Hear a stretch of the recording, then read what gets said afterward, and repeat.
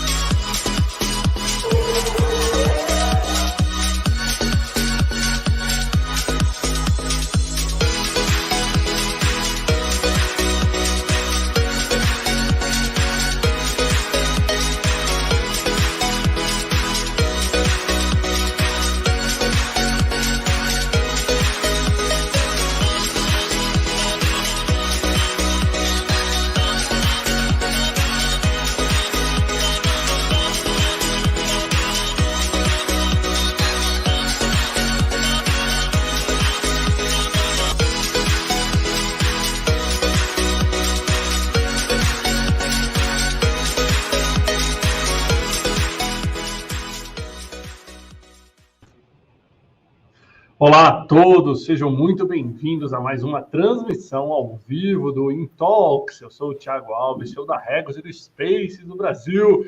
E hoje, para falar de um tema que é super moderno, né? A legislação no mundo das startups. Tenho o prazer de receber a queridíssima Adriana Hilsdorf, ela que é advogada na Hilsdorf Advocacia. Seja bem-vinda, Adri, ao Intalks. Muito obrigada, Thiago. É um prazer, agradeço o convite e bom dia para todo mundo que está assistindo a gente. Muito obrigado pela presença. Grande Adriana, cliente da Regos. Hoje temos aqui um cliente da Regos no Intalks. Aqui vai contar um pouquinho também para a gente dar essa experiência para você que está plugado aí no Intalks. Lembre-se que você pode participar das nossas lives, né? O tema de hoje é super interessante, afinal de contas, né? Será que startups têm que cumprir a lei? Será que essas empresas inovadoras, né, que estão desrompendo o mercado, tem uma legislação específica? Não tem? A Adriana vai contar tudo isso para a gente e muito mais aqui. Então, lembre-se a todos, a gente está transmitindo ao vivo no LinkedIn e no YouTube. Você pode participar nos dois canais, né? Se beneficiar das duas ferramentas de maneira distinta, né? Vou pedir para todo mundo que estiver na live, comente de onde está assistindo, né? A cidade, o bairro, o estado, está de casa, está do escritório, trabalha numa grande empresa, numa startup, né? Já teve experiência no startup, traz um pouquinho também do seu ponto de vista aqui. Mande suas perguntas, né? Pessoal que está plugado aí, mande sua pergunta. Uma dica, porque está no LinkedIn, usa o arroba e me marca, né? Marca a Adriana na hora de mandar sua pergunta. O pessoal do YouTube não precisa só jogar a pergunta aí. Agora é o melhor momento para vocês compartilharem a live, né? Então, pessoal do LinkedIn, clica aqui embaixo no compartilhar, joga no seu feed. O pessoal que está no YouTube, copia, cola o link, manda para os amigos, naquele grupo de WhatsApp, né? Em vez de mandar boa tarde, a hora do almoço, manda a nossa live aí, que vai ser bem bacana. Lembrando a todos o nosso compromisso com acessibilidade digital. 100% das lives do Intalks são traduzidas para Libras, a língua brasileira de sinais, e também incluídas legendas em português, só que é repostado no YouTube da Regos Brasil, tá, pessoal? E do Intalks. Então, se você conhece alguém que precisa de acessibilidade no mundo dos negócios, joga ele lá para o YouTube, onde esse conteúdo todo está com acessibilidade. O Intoxiou, que é o oferecimento da Regos e da Level, né? Um grande abraço a todos os clientes, colaboradores e fornecedores de ambas as empresas, né? Que estão aí nos espaços de coworking no Brasil inteiro, acompanhando o Intox agora, ao vivo, nas TVs do Lobby, ou mesmo você que está clicado no teu computador, do teu celular aí, acompanhando o Intox também. Um bom vê-lo aqui, né? E, por último, chega de falar da gente, mas siga o Intox, afinal de contas, já são quase 250 convidados que passaram por aqui, 4 milhões de visualizações nas nossas lives, né? E um agradecimento aos nossos patrocinadores também, né? De todo o Intox. Pessoal, você que também quiser acompanhar depois qualquer conteúdo gerado, basta ir lá no canal do Intox, né, ou da Regos Brasil, você vai encontrar todo esse conteúdo disponível, né? Também está em versão de podcast nas principais mídias de podcast, tem versão de 10 minutos editado, tem de tudo. Então, quer conhecer um pouquinho mais, só entrar em contato com a gente. Deixa eu apresentar para vocês a Adriana, antes da gente entrar no bate-papo, né? Ela que, como já apresentei no começo, né? Adriana Hilsdorf. Falei certo, Adri? É assim mesmo o sobrenome? É assim mesmo, com som de R. Bom, a Adri que possui especialização em Direito para Startups pela INSPER, Educação Executiva, pós-graduação em Direito Internacional pela PUC de São Paulo. Ela que é mentora do programa Batalha das Startups da Rede Record. Aliás, um grande abraço para o pessoal lá da Batalha das Startups. Head do jurídico de diversas startups, como a Guerinha, Lejuro, Jovens de Negócios, Kraus Produções, dentre outras. Um abraço pessoal da Jovens de Negócios lá, Breno, Renan, tive com eles. Aliás, um vídeo bem bacana que está no ar no canal deles nessa semana.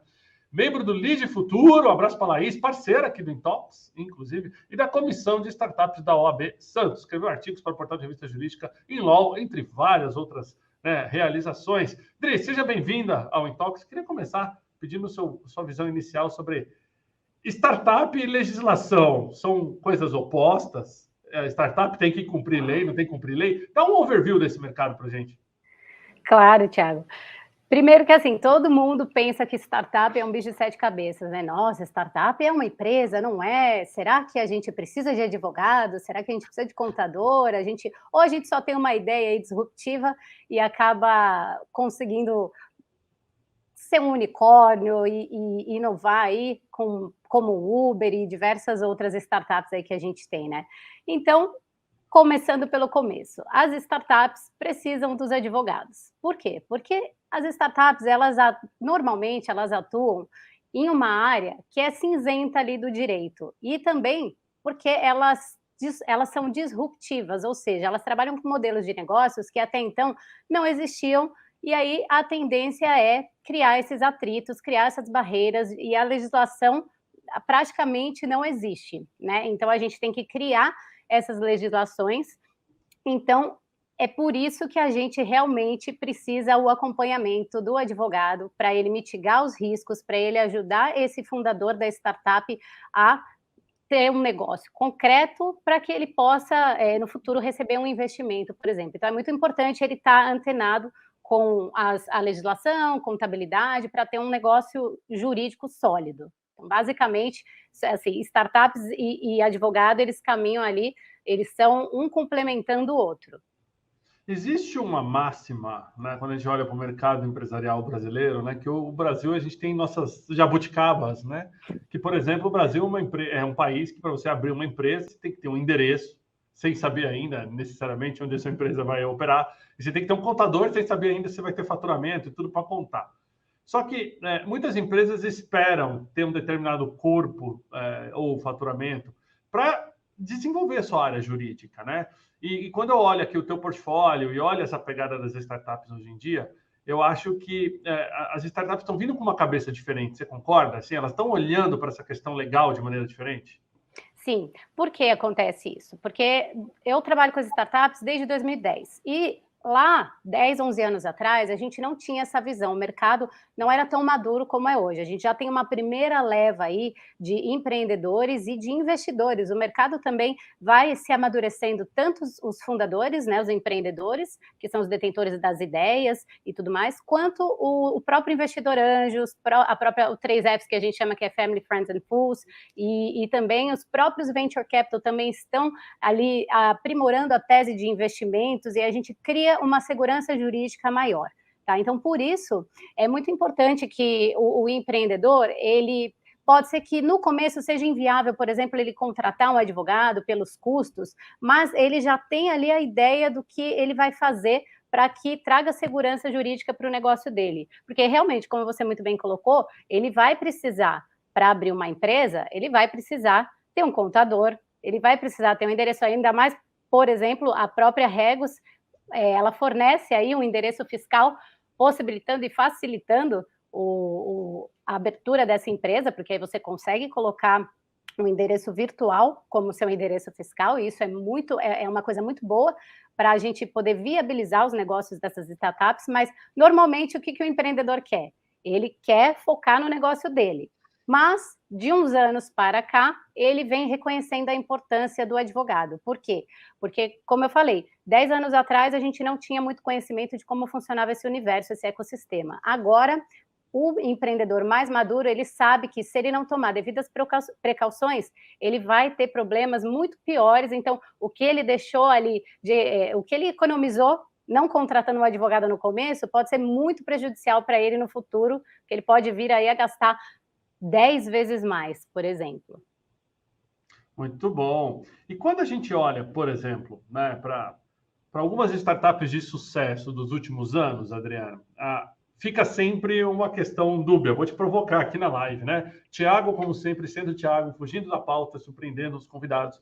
Por exemplo, se eu olhasse para esses aplicativos de transporte e pensassem que eles tinham que ter feito primeiro uma consulta jurídica para depois existir, eles não teriam saído do papel, né? Você imagina uma Uber, não, vou lá na prefeitura e vou falar, olha, eu quero pegar carros particulares com motoristas que não são profissionais, eu quero fazer uma transação no aplicativo eletrônico, onde eu não faço a retenção do imposto de renda, onde não tenho o vínculo empregatício, e vou colocar para rodar, para competir com o mercado que é regulado, que é o táxi. Então, primeiro ele ganhou a democratização desse conceito, o apoio da população, botou a pressão de volta nos órgãos reguladores para regular e gerar. Você acha que isso é exceção, né? Porque a gente sabe do todo o barulho que foi, não só, né, esses aplicativos, como outros da nova economia aí também, ou não? Ou realmente para ganhar o mundo, escalonar, vai ter que quebrar barreiras, vai ter que desromper, talvez, leis aí?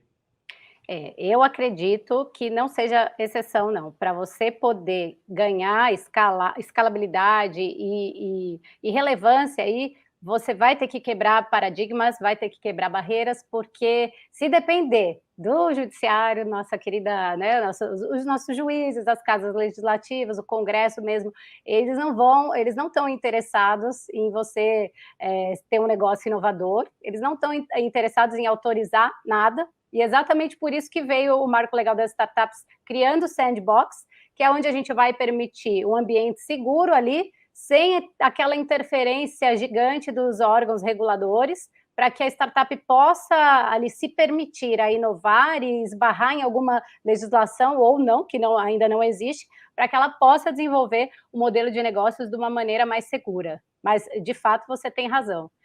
Para você poder se destacar como Uber e como diversas outras startups, você realmente vai ter que criar uma briguinha aí com os órgãos judiciais. Muito bom, é isso aí, pessoal. Deixa eu aproveitar enquanto a Adriana toma uma água ali, fazer uma rodada de interação com a nossa audiência. Estou vendo bastante gente conectada aqui, ó, pessoal de todo o Brasil conectado, mas temos também audiência internacional. Querido Alexandre Teixeira, um abraço para o Ale, ó, diretamente lá da Europa, conectado na nossa live, aqui mandando um abraço.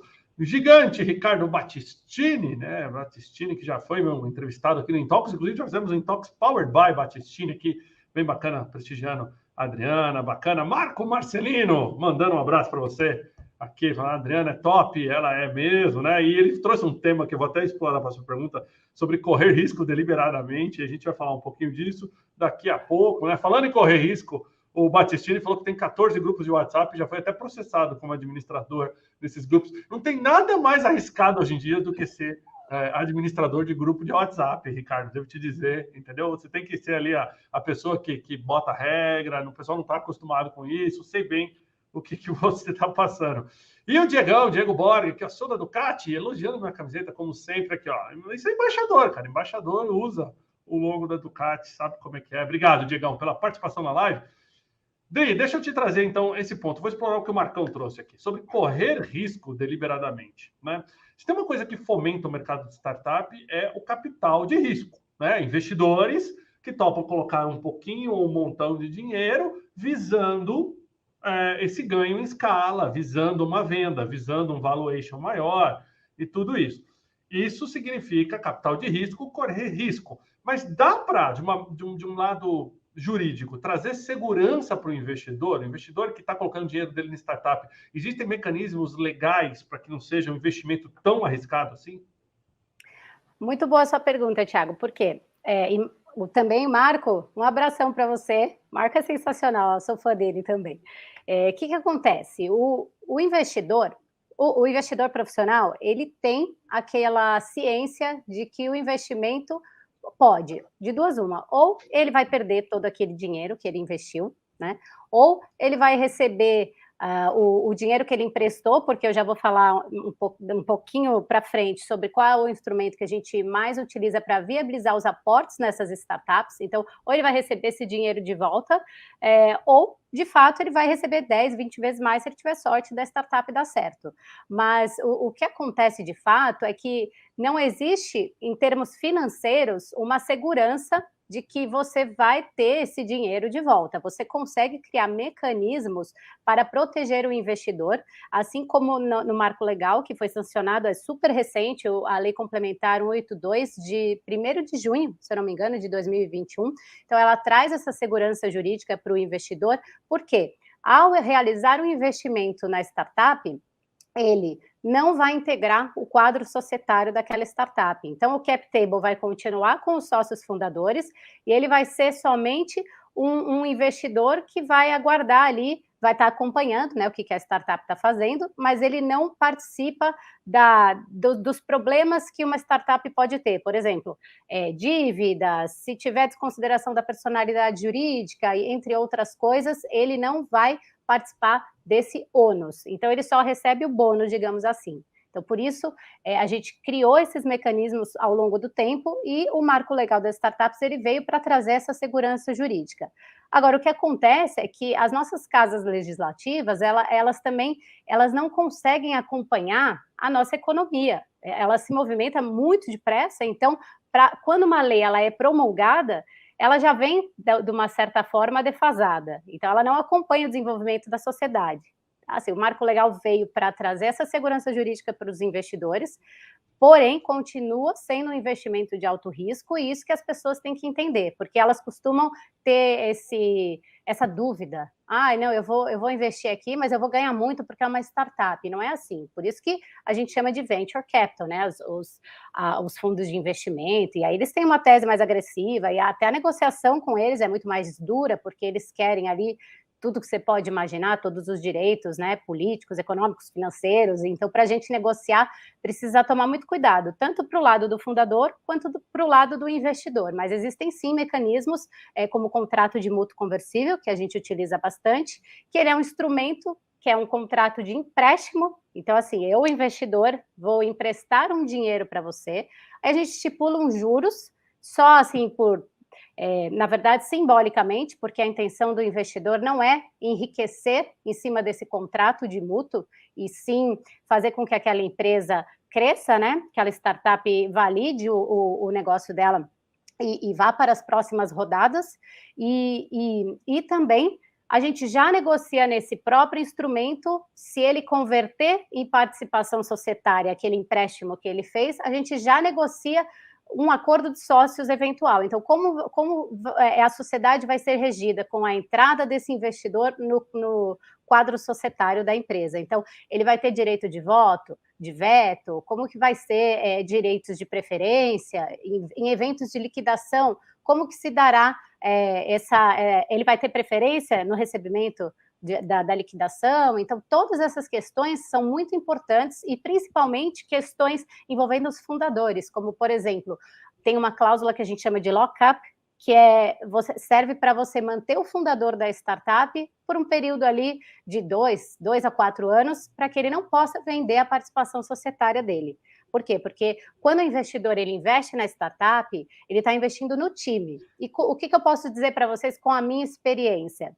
quando o investidor ele vai investir na startup, ela pode ter, vamos imaginar 2 startups aqui diferentes, uma com um time excepcional, que a ideia é ok, assim, não é nota 10, mas é ok. E aí, uma outra startup que a ideia seja sensacional, mas com um time que não tenha funções complementares, que não tenha o propósito, a visão muito clara onde quer chegar, um time engajado, ele vai investir certamente na startup com a ideia mais ou menos, mas com um time muito engajado. Então, tá aí a importância, por exemplo, do lock-up, que é essa cláusula que a gente utiliza bastante. Eu misturei várias coisas ao mesmo tempo, se o pessoal estiver acompanhando, pode perguntar.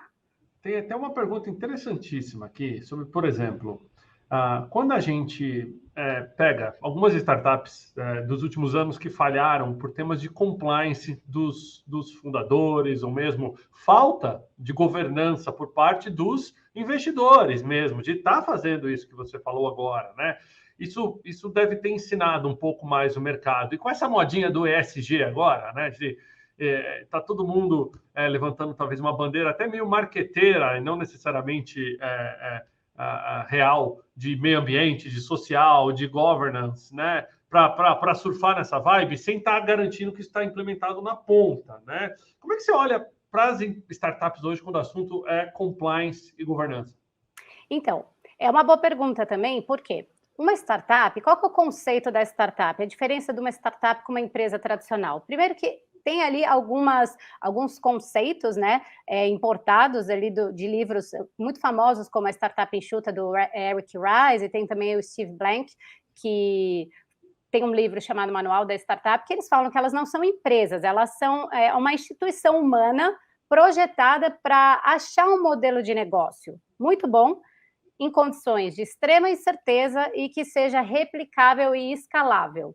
Então, esse conceito de startup, ele já diz muito quando a gente fala de governança. Por quê? Porque é uma zona, não tem processos internos, eles não têm nada, eles querem validar o MVP, que é o mínimo produto viável, para que eles possam ali, não adianta nada ele ter um contrato social, um acordo de sócios, tudo lindo, se o produto dele não está validado no mercado. Ele não vai ter como conseguir um investimento, por mais lindo que seja o pitch dele. O investidor, ele quer saber de ROI, ele quer saber qual que é o business plan dele, apesar do próprio fundador, às vezes, estar meio perdido quanto a isso. Então, o que eu costumo fazer com os meus clientes?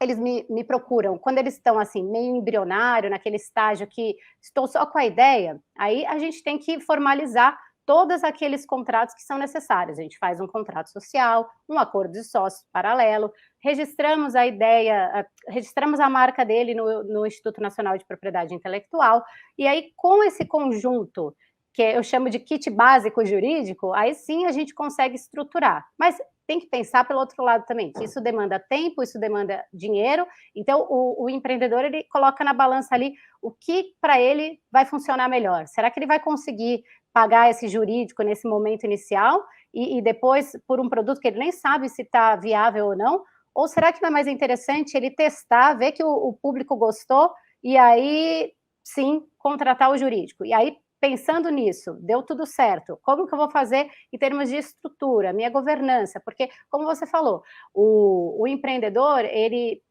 estou na modinha ESG, eu tenho aqui tudo bonitinho, só que você vai ver, está tudo no papel, não tem nada na prática. Então, eu costumo dizer que governança vai se desenvolvendo ao longo da maturidade do próprio fundador e da própria startup, mas é uma coisa que tem que ser feita em paralelo, em conjunto ali com todas as demais coisas que são necessárias ali. Então você vê que é um conjunto de situações, são muitos detalhes que você tem que se atentar, mas são todos muito importantes.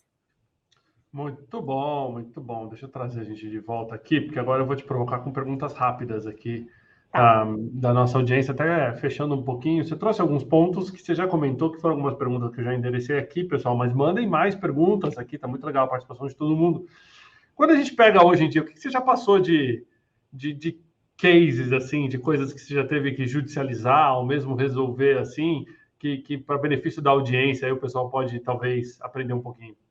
Isso é uma pergunta muito legal, porque o advogado startup, ele trabalha de uma maneira muito mais leve. Eu tenho um curso que eu ensino sobre advogar para startup, e eu falo para a minha audiência isso, não sei se tem alguns advogados aí assistindo, mas quem não está acostumado com isso, estranha um pouco, porque aquela advocacia tradicional, onde a gente tem muitos processos, litígio, contencioso em massa, quase não existe para startups. E o Thiago é uma prova dessa. Eu sempre tento resolver tudo conversando e eu evito ao máximo entrar no litígio. Por quê? Porque a gente sabe que hoje a máquina judiciária ela é muito morosa.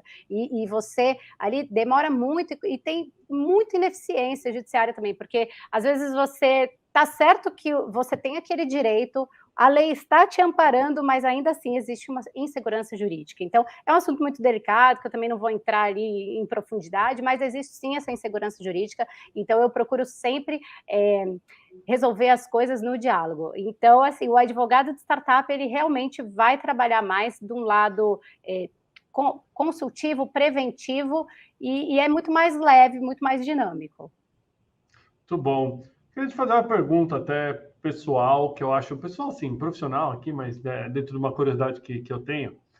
A gente vê um marketing de guerrilha de muitas startups, né? E para definição para o pessoal aí, a guerrilha não tem muita regra, né, gente? Então, dá para você entender mais ou menos o que eu quero dizer com isso. Só que a gente vive num mundo tecnicamente regulado, ou de boas maneiras, né? Ou de talvez aí um bom entendimento jurídico, né? E a gente tem visto algumas zonas cinzas, né? Então, por exemplo, nós mesmos aqui, nosso nome é patrocinado o tempo todo em máquinas de busca, sendo que a gente tem o trademark, né? A copyright do nome. Então, a gente vai, notifica o coleguinha, o amiguinho, fala, olha, isso chama uso parasitário de marca, você não pode fazer. Aí o coleguinha tira o anúncio, aí passa 2 semanas, põe de novo. Será que quando a gente pega esse tipo de marketing de guerrilha, etc e tal, será que as startups precisam acordar para isso também, do risco potencial que ela pode trazer jurídico para o negócio, em entrar nessas modinhas? Não. Exatamente. A startup ela tem que se atentar a isso, até porque não é 1, 2, 3 vezes. Eu já peguei inúmeros casos, assim, tanto não clientes meus fazendo, mas ao contrário, de cliente fazendo a parasitária ou vendendo alguma coisa ali no mercado negro, e isso é complicado, né? Porque sempre vai existir.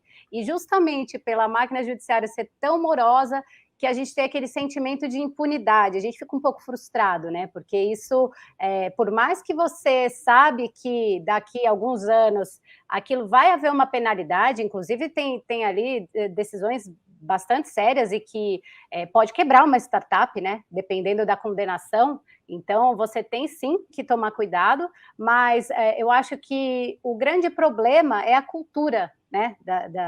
Da startup. Então, se ela já faz isso para poder crescer, então ela já não tem um filtro muito legal. Então, ali tá meio que está tudo errado. Então, é complicado, porque a gente tem que lidar, pisar em ovos ali, porque vai ter cliente que vai ter sempre esse problema e você tem que estar sempre acionando o judiciário, ou tentando mandar notificação e conversando, e aí tem um resultado ali a curto prazo, mas você vê que daqui 1 semana já está tudo de novo, então fica num looping, aquela coisa viciosa, né? Mas é muito complicado e as startups têm que se atentar, sim, porque, querendo ou não, existem leis que têm que ser cumpridas e, se descumpridas, existe sim uma penalidade. Pode até, inclusive, inviabilizar o negócio da startup. Então, é sempre bom os empreendedores estarem atentos a isso. LGPD é um desafio para as startups no Brasil? É um desafio muito grande, porque eu mesma tenho um pacote de LGPD no escritório que é assim, para implementar, ele custa muito caro, porque não envolve só o jurídico, né? Envolve uma equipe de TI, diversos profissionais, porque é um conjunto ali que você tem que se adequar às informações e como que você colhe essas informações, enfim, é tudo muito técnico. Mas o que eu faço? Para tentar mitigar um pouco os riscos daquelas startups que estão ainda patinando, eu tenho um pacote que eu faço uma readequação dos termos de uso e política de privacidade deles, porque aí custa um pouco mais barato e ela consegue pagar ali meio que num crediário, divide em 10 vezes e pelo menos está adequado e dá uma segurança para que ela não seja ali processada, porque é uma coisa muito séria, né? Hoje qualquer pessoa que está, usuário que a gente chama, pode ali fornecer o dado e falar, não, mas eu não autorizei, e processar você e denunciar na ANPD, que é a Agência Nacional, né, de Proteção de Dados, enfim, então é bem complicado, é um desafio muito grande, mas eu acredito que não só para as startups, para as grandes empresas também, né, terem que se adequar, um processo e a gente vai evoluindo de acordo com também a própria sociedade. Muito bom! Vou trazer mais um tema aqui, que eu acho que é super interessante, conecta com a audiência do Intox, uma das apoiadoras aqui do canal, né, fundadoras do canal Alevel, né, a gente participou de uns 2 anos atrás, de um fórum muito legal, que era um fórum de procurement, de profissionais de compras, e o tema do fórum era como grandes empresas podem se relacionar com startups, né, e aí o painel que eu mediei, que foi bem bacana, era como fazer com que uma startup que é pequena, não tem capital social, não tem documentação necessária, possa participar de grandes processos de empresas que exigem, por exemplo, uma norma técnica, sei lá, um ISO 18001 de uma empresa que não tem ainda essa capacidade. Como é que você vê isso? Você acha que grandes empresas também têm que abrir a cabeça para trabalhar com startup? O seu escritório né, as grandes empresas te procuram para tentar entender desse ecossistema? Sim, e o que a gente costuma dizer é o seguinte, eu sinto isso até quando as grandes empresas vêm me procurar, que a mentalidade, o mindset já está mudando. Por quê? Porque eles já vêm, eles sabem que a startup é uma zona, mas que, puxa, pode aqui implementar alguma coisa. Então, eu posso pegar essa startup, encaixar, plugar aqui num serviço que eu tenho e otimizar esse meu serviço, fazer ele ficar 5 vezes melhores. E aí, eu estou vendo assim a quebra de resistência de grandes empresas e olhando com um pouco mais de carinho para essas startups e falando, não, vem cá, deixa eu entender você não tem isso aqui, não tem problema, porque mesmo o M&As que a gente costuma fazer no escritório, com startups, o processo de diligência é tudo mais rápido, porque vocês devem estar acostumados, quando a gente faz uma diligência, vem aquela lista de documentos, né, Q&A com trocentas coisas, aí é tudo assim, não tem, não, é tudo não. Então, ele tem aí tem DRE, pô, mas a empresa tem 6 meses, como é que vai ter DRE, sabe? Umas coisas assim que não tem muito nexo de você pedir.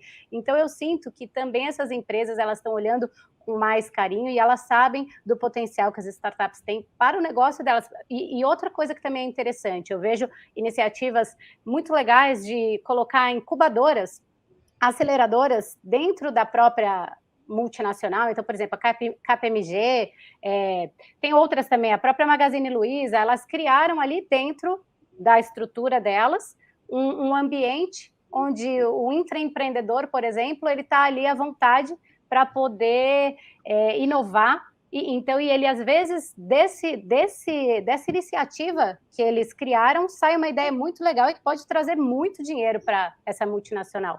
Então, é muito interessante. Muito bom. Deixa eu trazer mais algumas perguntas da audiência para ter a sua visão rápida. Vou trazer primeiro a do Wilson Prevô, grande Wilson. Em uma startup, como defendemos a ideia de que é embrionária se não temos uma patente? Quem registra primeiro leva? Vale, né? É isso mesmo, Wilson, sua pergunta é muito boa e eu recebo ela de forma recorrente. E assim, dependendo de quem me faz essa pergunta, né, eu falo assim, se é um cliente meu, eu falo, olha, cara, é o seguinte, sua ideia e nada, com todo respeito, minha ideia é maravilhosa, mas eu não quero falar para ninguém, então se eu for pedir investidor, tem que ter NDA e vão registrar logo essa ideia. E aí é o momento que eu pego aquele cliente no colo, explico para ele e falo, olha, deixa eu te falar como a vida funciona, não é bem assim. Essa ideia que você teve, provavelmente, trocentas pessoas já tiveram. E o que acontece? O que te diferencia dessas pessoas? A ideia sem a execução é apenas uma ideia. Então, não é que ela, não vale nada. Ela apenas é uma ideia e está lá naquela bacia a alma como é que chama? A alma das bacias, não sei, uma expressão assim, e está lá. Bacia das almas, está lá como apenas uma ideia. Então, o que tem valor? O que é para ser protegido? De fato, é a ideia já executada. E aí, o Thiago falou muito bem, quem registra primeiro é que leva? Depende, porque no direito, vocês bem sabem, a resposta que a gente mais usa é tudo depende, porque às vezes eu não registrei ainda a minha ideia, porém, se eu conseguir provar que eu já estava ali exercendo aquele negócio anteriormente e tudo mais, existe uma chance da gente conseguir também mostrar que, olha, a gente tem aqui a anterioridade, apesar dele ter registrado. Então, mas é um assunto importantíssimo e que todo empreendedor deve se atentar. Registre a sua marca, se a sua ideia está ali, vamos tentar concretizar ela para que a gente consiga registrar e você poder ali trabalhar no seu MVP, no seu modelo de negócio, desenvolver ele com segurança e tranquilidade. Muito bom. Dri, você fala com plena capacidade e segurança sobre todo esse mercado de startup. Conta um pouco, estou curioso de saber a tua história, tua trajetória. Conta um pouquinho para a gente como é que você caiu. Foi de paraquedas? Você focou nesse mercado? Como é que foi? Não, foi meio que compulsório, eu não tive muita chance de falar não, porque o que acontece? Em 2010, eu tenho um irmão mais novo, né? Ele hoje está com 33 anos, e ele é empreendedor, assim, raiz, né? Não, eu vou abrir negócio. E aí, ele fez SPM, Publicidade e Marketing, e trabalhava na Unilever, e depois trabalhou na Timos, que é uma agência super famosa, todo mundo deve conhecer aí.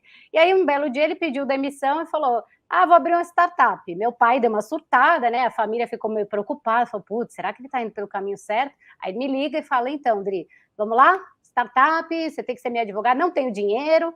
Aí eu falei: não, ok, né? Mas o que é uma startup? Eu nunca tinha ouvido nem falar o termo. Imagina, 11 anos atrás, a gente nem sabia o que era nada. E aí foi nisso que, aos trancos e barrancos, e eu fui começando a entender desse universo. Eu lembro que o primeiro livro que eu li foi Venture Deals, que ele é todo em inglês, não tem ele em português ainda, e de um advogado contando a trajetória, né? De como que é você advogar nesse universo e as pegadinhas que tem. E depois disso, a gente começou, eu não parei mais. E foi muito legal, porque a gente conseguiu vender 2 empresas dele, assim, por uma quantia muito bacana, ele teve sucesso nas 2, está na 3ª iniciativa empreendedora já, e assim, eu aprendi na raça ali, tudo, quebrando a cabeça. Eu lembro que a primeira reunião que eu tive, o meu primo, que também é sócio do meu irmão, ele assim, não, eu estava com o meu sócio também, o Michel, né? E ele, não, porque a gente vai captar os leads e fazer não sei o quê, traçando toda a trajetória, e o advogado, quando não entende nada, faz aquela cara de samambaia, sabedoria, né? Não, estou entendendo tudo. Passou a reunião, quando a gente chegou no elevador, o meu sócio virou para mim, a gente perguntou na mesma hora: meu, o que é lead? A gente não sabia o que era lead. Então, assim, foi muito engraçado, é uma história que eu lembro com muito carinho, e a gente tentando ali, mas que instrumento que eu utilizo? Mas como é que você vai investir na startup? Não tinha, eu não tinha material para estudar, eu tive que me utilizar dos direitos, do direito norte-americano, basicamente, até hoje a gente utiliza muito o direito ali, tropicalizado, né? Mas foi muito legal. E aí, na primeira oportunidade que apareceu, eu fiz a especialização. Eu fui da primeira turma do Brasil inteiro a fazer especialização em Direito Startup pelo INSPER em 2017. Então, você vê que é bem recente, né? A primeira turma foi só em 2017. Então, ali eu fiquei 7 anos no limbo, patinando e fazendo assim, será que vai? Será que não? Por isso que eu acho importante o advogado ele ter esse conhecimento, essa visão de mercado e essa experiência na raça, né? Porque eu também sou empreendedora, eu tenho uma escola bilíngue, eu tenho uma empresa de educação e treinamentos digitais, então eu entendo a dor do empreendedor. E também entendo do investidor, que ele quer receber o ROI dele e dos fundos de investimento. Então, assim, o advogado que quer trabalhar com isso, ele tem que ter um mindset diferenciado. Muito bom, muito bom. Deixa eu trazer aqui, pessoal, para vocês conhecerem o site, então, da Adriana. Vou colocar aqui na tela. Quem quiser conhecer mais do escritório da Adri, aqui, ó, hillsdorf.com.br, você pode ver como escreve aqui em cima. Conhecer o trabalho da Hillsdorf, a advocacia, né? Tudo, boa parte do que a Adri comentou hoje, os sócios, entrem em contato aqui. Quem não está conectado ainda com a Adri no LinkedIn, quer seguir, né? Basta procurar aí por Adriana com 2 N's, Hillsdorf, né? E encontrar a Adriana aqui no LinkedIn também. Me aceita aí, Adriana, eu te mandei um convite, tá pendente. Ô, louco, que vergonha. Vou aceitar. E no Insta também, né? Tá lá, Hillsdorf, advogada. É isso. Todo mundo me xinga com esse meu nome aí, mas é porque eu falei, putz, agora já tá aí, eu não vou mudar, senão vai ficar complicado. Mas dá para achar, né? Legal. E a Adri que também tem, ela não contou ali, mas ela tem. Olha o Marco aqui, ó, tá vendo o Marco aí? Esse aqui de baixo. É Esse aí é o verdade, Marco aí, tá vendo? Entrevistei ele também. Marcão, grande Marco Marcelino. É. Aliás, né, tipo, depois vou aproveitar agora que a gente falou do Marco para promover a revista, né, Empresário Digital, afinal de contas, É sensacional essa revista. Empresário Digital, né, agora, na verdade, está com o Paulo Mâncio, né, essa semana saiu o grande Paulo lá, VP da Core, na versão anterior estávamos nós lá, um abraço para o Marco, para o Paulo. Dri, não é todo dia aqui no Intalks que temos um cliente da Regos, né? Então, eu queria pedir um pouquinho aí do teu feedback sobre o que vocês estão vendo como trabalho híbrido, esse novo normal, de não ter escritório, do home office ser um complemento, funcionar algum dia em um lugar, um dia no outro. E o advogado, né? Não sei se a audiência sabe, é uma boa parcela do mercado de coworking, né? Já chegou a representar em algumas unidades quase que 1/3 desse mercado, né? Então, como é que, para você, no teu escritório, funciona esse mercado de escritório flexível, não? Funciona super bem. Eu sou cliente da Regos há quase 5 anos e não tenho do que reclamar. Sempre fui tratada com muita gentileza, presteza, tudo que eu preciso. Assim, não é fazendo propaganda não, viu, gente? Porque se eu tivesse algum feedback negativo, eu também passaria para vocês. Eu nunca tive problema com eles, mesmo renovando contratos, chorando muito na pandemia. Não, por favor, vamos manter o mesmo preço. Eles sempre são muito humanos. E o que eu acho legal é isso, uma empresa desse porte conseguir ter esse controle, né, com pequenos empresários, porque eu não tenho um escritório muito grande, eu tenho um escritório ok, e para mim, me atende super bem, e eu acho que os advogados, não só os advogados, mas outros profissionais, né, como um todo, a tendência é essa, ter um trabalho híbrido, não digo 100% home office, porque acho que é muito difícil, né, a gente conseguir atender 100% de casa, mas híbrido, eu acredito que vai continuar, e a tendência é cada vez maior. E para você ter uma ideia, eu fui visitar um apartamento aqui que está construindo de alto padrão, aqui eu moro Alto de Pinheiros, e eles já vêm com o condomínio, e eles já vêm com as salinhas apartado para você poder ou usar, ou alugar, ou vender, tudo em matrículas diferentes. Então, essa ideia de trabalho híbrido, você ficar na tua casa trabalhando e depois você ir para o escritório, eu acho que não tem volta. Posso estar enganada, mas eu acredito que é uma forte tendência e a Regos e a Spaces atendem super bem. Eu acho que o próprio advogado não tem do que reclamar, que está lá, a salinha, tudo mais, é um serviço que para mim me atende perfeitamente. Muito bom, obrigado pelo feedback. Deixa eu aproveitar, Adri, antes de passar aqui para considerações finais aqui para a nossa audiência, deixa eu divulgar as próximas lives do Intalks para você que está plugado aí, ó. Olha que bacana. Dia 31 de agosto, às 11h30, a grande Laís, né, presidente do Lead Futuro, grande foi no sentido bem dúbio mesmo, né? Brincando, pegando no pé da Laís aqui, vai receber o CEO da Galápagos, o querido Yuri Feng, né? Vamos falar de empreendendo de forma lúdica, inspiradora, no bate-papo do Intalks de empreendedorismo, que vai ser super bacana. Depois, dia 1º de setembro, eu que vou receber aqui o Rafa Velar, ele que é fundador e co-CEO da Adventures. A gente vai falar de desbravando marcas nativas digitais. Quer conhecer mais sobre as empresas que nascem 100% digital? Não perde este bate-papo. E depois, no dia 9 de setembro, eu vou estar com o Nestor Sequeiro, CEO da HSPW. A gente vai falar de saúde e tecnologia mudando o mundo corporativo, aqui também no Intalks CEO, dia 9 de setembro. Os 3 Intalks que eu divulguei aqui às 11h30 da manhã, tá? Então mantenha aí na sua agenda para você não perder fera, hein? bate-papos. Dri, obrigado pela presença no Intalks, né? Bate-papo super esclarecedor, né? Você domina o tema, né? Infelizmente a gente caminha para a reta final da nossa live aqui. O papo tá bom, né, pessoal? Então a gente vai seguindo, mas eu queria que você desse considerações finais para a nossa audiência, quem quiser, além dos caminhos que eu mostrei aqui, né, encontrar a Adriana, e uma mensagem final aí sobre a legislação no mundo das startups. Olha, gente, eu acho que vocês não têm que ter medo de empreender, não tem que ter medo de ser desbravador, disruptivo, quebrar paradigmas. Afinal, as grandes empresas, elas, de alguma maneira, elas quebraram aí algum paradigma e romperam ali crenças limitantes que a gente tinha até então. Então, a dica que eu dou para vocês é: continuem aí estudando, se desenvolvendo. Se vocês gostam desse universo de empreendedorismo, mergulha de cabeça mesmo, mas no momento oportuno, sempre se preocupem com o lado jurídico, contábil da sua empresa, porque eles são pilares ali fundamentais para que o seu negócio tenha êxito. Eu espero que vocês tenham gostado. Se vocês quiserem saber mais sobre quais os instrumentos de investimento, como que funciona, as etapas ali, porque aqui a gente não tem tanto tempo de discorrer sobre isso, mas me segue lá no Instagram, eu falo bastante sobre isso. A gente pode marcar outra live com temas específicos. Estou super à disposição, gente. Agradeço demais o convite aí. Thiago, muito obrigada. A audiência também foi sensacional interagindo com as perguntas. Muito bom, é isso aí, pessoal. Foi o Talk CEO de hoje com a Adriana Hilsdorf, né? Advogada na Hilsdorf Advocacia, sobre a legislação no mundo das startups, né? Obrigado a você que participou. Deixa seu comentário, seu like final, compartilha a live e com certeza já ficou o gostinho de quero mais aqui. Vamos trazer a Adri de volta para um segundo bate-papo. Adriana, de coração, obrigado pela presença no Intox. Até o nosso próximo bate-papo, então. Até. Tchau, tchau. Valeu.